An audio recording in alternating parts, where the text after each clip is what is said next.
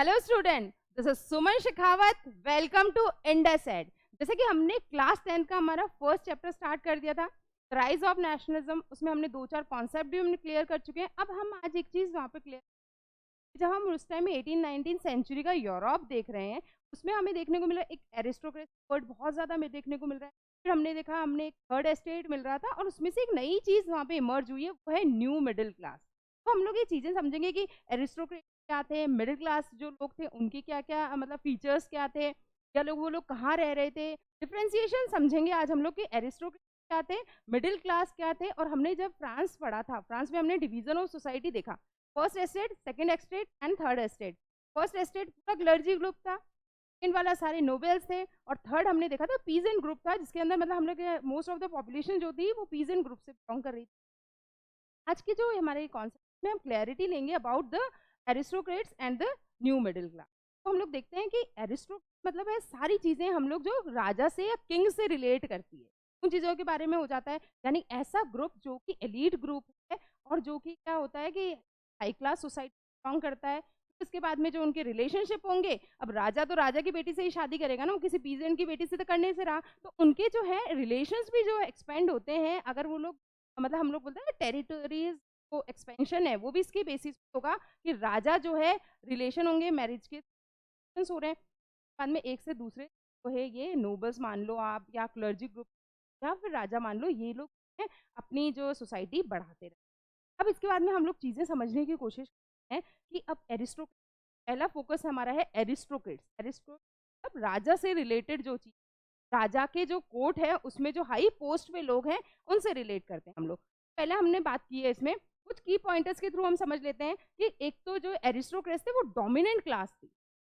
तो हर जगह जो हम लोग देखें, पॉलिटिकली आप समझ लीजिए, आप सोशली समझ लीजिए, या इकोनॉमिकली समझ, तीनों ही बेसिस में क्या है वो सबसे आगे होते हैं, और हमेशा जो है दूसरे ग्रुप है डोमिनेट करते हैं। ये चीज हो गई। तो हमने हर सेक्टर में देखा कि एरिस्टोक्रेट ऐसे लोग हैं जो कि उनकी एक हाई क्लास सोसाइटी है, इकोनॉमिकली, सोशली और पॉलिटिकली जो है वो अदर जो सेक्शंस हैं, यानी कि जो थर्ड स्टेट है, उनसे बहुत ज्यादा सुपीरियर होता है। ये पहली चीज हो गई। जब हमने कहा डोमिनेंट क्लास हो गई है हमारी एरिस्टोक्रेट, यानी कि पीजेंट्स हमारे क्या हो गए, जो ऐसे जिनके ऊपर डोमिनेट करते हैं ये फर्स्ट एस्टेट वाले लोग या फिर एरिस्टोक्रेट। फर्स्ट क्लियरिटी हो गई हमें, डोमिनेट करने वाले एरिस्टोक्रेट्स है, और जिन पे डोमिनेट किया जा रहा है वो पीजेंट्स ग्रुप। ये क्लैरिटी हमारे दिमाग में आ गई। सेकंड, हम लोगों ने कहा कि अब जो राजा है या जो है उनकी एक लाइफस्टाइल होती है, लग्जूरियस लाइफस्टाइल वो जीते हैं। कैसे कि बड़े बड़े महल में वो लोग रहेंगे, खान पान देखो तो बहुत वैरायटी ऑफ फूड वो लोग जो खाते हैं, और उनका मतलब एक बोलने का ढंग आप देख लीजिए, रहने का ढंग दीजिए, क्लोथिंग्स देख लीजिए, हर तरीके से आप लोग क्या देखेंगे कि वो लोग जो है अदर सेक्शन से अलग है। आप देखते ही पहचान जाएंगे कि एरिस्टो बिलोंग करता है या नोबल से बिलोंग करता है, उनके रहन सहन से हम पता लगा सकते हैं। तो हमने कहा shared a common lifestyle across all regional divisions, owned estates in the country side and town houses. अब ये क्या है, पूरा डिवीजन होता है कैसे कि एक पॉश कॉलोनीज होती है हमारे यहाँ पे, पॉश कॉलोनीज में जिसमें सारे एलीट ग्रुप रहते हैं, हाई क्लास रहते हैं, उनके पास में अगर कोई झोंपड़ी बना लेगा ना तो उनको बर्दाश्त नहीं होगा, अरे यार हमारी कॉलोनी बुरी लग रही है। उसी तरीके से ये लोग होते थे, इनका एक सेपरेट पोर्शन होता था वहाँ पे। ये लोग मतलब कंट्री साइड में इनके सारे के सारे बंगलोज बने होते थे, बड़े बड़े पैलेसेस बने थे, कैसल्स बने होते थे, सब चीजें उनकी होती थी, टाउन हाउसेज होते थे। आप देखेंगे ना मतलब दरबार लगते थे इनके बहुत बड़े बड़े। ये एरिस्टोक्रेट्स है, एक कॉमन टाइप की लाइफस्टाइल है, सारे एरिस्टोक्रेट्स के आप देखोगे एक कॉमन लाइफस्टाइल है, मतलब लग्जूरियस लाइफ वो जी। फिर उसके बाद में उनके पूरे बड़े बड़े एस्टेट और इनके जो बंगले हैं आपको मिलेंगे, जो पैलेसेस आपको मिलेंगे या कैसल मिलेंगे, वो कंट्री साइड में मिलेंगे। सेकंड हो गया, अब ये अगर कंट्री साइड में रह रहे हैं, टाउन हाउसेज में रह रहे हैं, तो पीजेंट्स बेचारे कहाँ रहेंगे, वो स्लम्स में रहेंगे।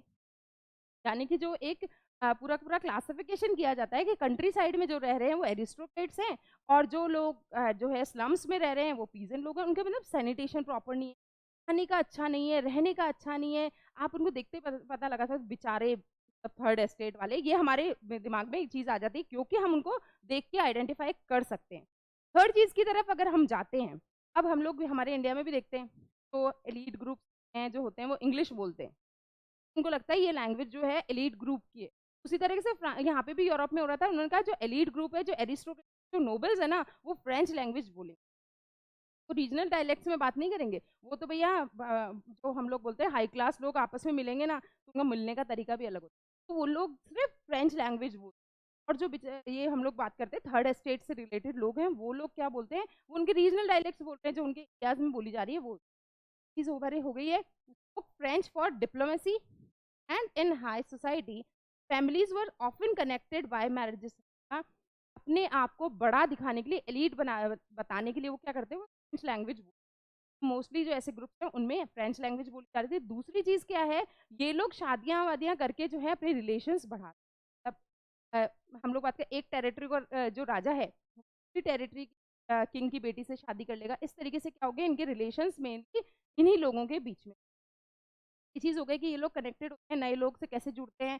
अब जैसे किसी राजा की शादी हुई तो ससुराल उनका दूसरी टेरिटरी में हो गया, तो इनकी कनेक्टिविटी उस, ठीक है। फिर हमने कहा ये कितने पावरफुल लोग, ये डोमिनेट क्लास है, ये सोशल डोमिनेट कर रहे हैं पूरे सबको, लेकिन ये नंबर्स में कम होते हैं। हम कहते हैं राजा महाराजा नोबल्स वगैरह हैं, वो कम है, नंबर्स में कम है, बट पावर्स उनके पास ज्यादा है। लेकिन हम उधर ही पीजेंट्री की बात करते हैं, पीजेंट्स की बात करते हैं, तो वो क्या है, एक हम लोग बात करें मेजोरिटी ऑफ ग्रुप है वो पीजेंट्स का है। तो जो डोमिनेंट क्लास है वो कम है, लेकिन पावर में ज्यादा होने के कारण वो डोमिनेट कर रही है थर्ड एस्टेट को। बट पीजेंट्स जो है नंबर्स में ज्यादा है, बट उनके पास में कोई पावर नहीं है, इस वजह से वो हमेशा एक्सप्लॉइट होते हैं, ठीक है। ये वाली क्लियरिटी हो गई कि नंबर्स में ज्यादा तो कौन है, पीजेंट्स हैं, लेकिन जो हम लोग बात करते हैं पावर में बिल्कुल जीरो, हमेशा से वो एक्सप्लॉइट होते रहे। चाहे आप इंडिया का एग्जाम्पल देख लो या कहीं पे, हम लोग जब बात करते हैं, हम जब कॉलोनाइज थे, जब हमारे ऊपर ब्रिटिशर्स रूल कर रहे थे, में भी जो हमारे इंडियंस की हालत सेम ऐसी थी। हम नंबर्स में बहुत ज्यादा थे, ब्रिटिशर्स तो थोड़ी मुट्ठी भर ही आए थे स्टार्टिंग में, लेकिन उन्होंने हमें क्या किया था, हमें डोमिनेट किया था, क्योंकि उनके पास में पावर्स थी। अब इन्होंने क्या है, पूरा पूरा एरिया भी क्लासिफाई कर रखा था। किस तरीके से कर रखा था कि जो वेस्टर्न पार्ट है ना, अब इसमें हमने कहा in the western land formed for tenants and small owners. अब इन्होंने कहा वेस्ट और ईस्टर्न पार्ट उन्होंने बांट दिया है। तो वेस्टर्न पार्ट में तो कौन रहेंगे, जो सारे के सारे टेनेंट्स हैं, मतलब जो किराए पे रह रहे, कोई मतलब ऐसा है जमीन ले रखी है, उसको रेंट देते हैं और उसमें फार्मिंग कर रहे हैं, तो ऐसे टेनेंट्स हैं। फिर हमने दूसरे कहा जो स्मॉल ओनर्स वगैरह हैं वो लोग हैं। और जो ईस्टर्न साइड वाला जो हम लोग बात करते हैं ना, ईस्टर्न वाला जो पार्ट है उसके अंदर सारे एरिस्टोक्रेट्स रहे, मतलब वो क्या करते हैं कि इसके अंदर पूरे हम एस्टेट वगैरह की बात करते हैं, उनके पास बड़े बड़े एस्टेट है, उनके ऊपर कौन काम कर रहा है, उनके ऊपर कर रहे हैं, मतलब उन एरियाज पे पीजेंट काम कर रहे हैं, और सारे के सारे कल्टीवेशन जो है प्रॉफिट कमा के किसको दे रहे हैं, जो हमारा हाई एस्टेट है। अब हमने कहा जो eastern central Europe land holding was in गास estate which were cultivated by serfs. बहुत बड़ा एस्टेट है, लेकिन सर्व्स कौन है, अब ये मैंने आपको क्लैरिटी दी थी, सर्व्स होते हैं ऐसे बाउंडेड लेबर्स जो कि फ्यूडल सिस्टम में थे। सिस्टम में सबसे हेड राजा होता है, फिर वो क्या करता है अपने एरियाज को जो है बांट देता है अलग अलग लोगों में, ताकि एडमिनिस्ट्रेशन इजीली हो पाए, और उसकी तरीके से क्या होगा, रेवेन्यू अच्छा आता था। क्या करते थे, ये जो फ्यूडल चीफ्स होते थे, बस राजा होता है, उनके अंडर में आते हैं फ्यूडल चीफ्स, और फिर आते हैं सर्फडॉम। सर्फडॉम ऐसे मतलब बाउंडेड लेबर्स होते थे तो अपनी मर्जी से अपना प्रोफेशन चेंज नहीं कर सकते हैं, एक जगह से दूसरी जगह माइग्रेट नहीं कर सकते हैं, अपनी मर्जी से मैरिजेस नहीं। वो पूरा का पूरा एस्टेट जिसको कल्टीवेट कर रहे थे सर्फ, वो किसके उसमें आता है, वो एरिस्टोक्रेट्स की ओनरशिप में। ये क्लैरिटी हो गई हमारे पास 5 पॉइंट। डोमिनेंट क्लास, एरिस्टोक्रेट्स, तो हमने बात किया कि एक कॉमन टाइप की एक लाइफस्टाइल शेयर करते हैं। तीसरी चीज़ की हम वो फ्रेंच बोलते हैं ताकि वो डिप्लोमेसी दिखा सके, और क्या है अपने आप को सुपीरियर बता रखे। फिर हमने कहा एरिस्टोक्रेट्स नंबर्स में बहुत कम होते हैं। फिर हमने कहा जो ईस्टर्न पार्ट होता है उसमें उनका पूरा का पूरा एस्टेट। इधर आते हैं पीजेंट्स की तरफ, पीजेंट सबसे नीचे वाला क्लास होता है, नंबर्स में बहुत ज़्यादा होते हैं, लेकिन रहने का मतलब हम प्रॉपर वे नहीं है इनके पास में, क्लोथिंग अच्छी नहीं, खाना अच्छा नहीं है, सैनिटेशन प्रॉपर नहीं है, सारी की सारी चीज़ें हैं।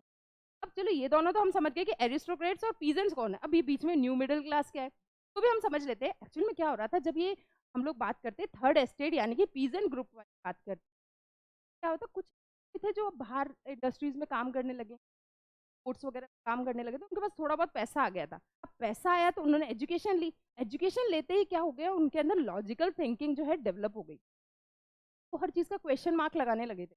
हम बात करते हैं ना, फर्स्ट एस्टेट और सेकंड एस्टेट थे ना, किसी भी तरह के कोई टैक्सेस पे नहीं करते थे, सारे के सारे टैक्सेस कौन, थर्ड एस्टेट पे करता था।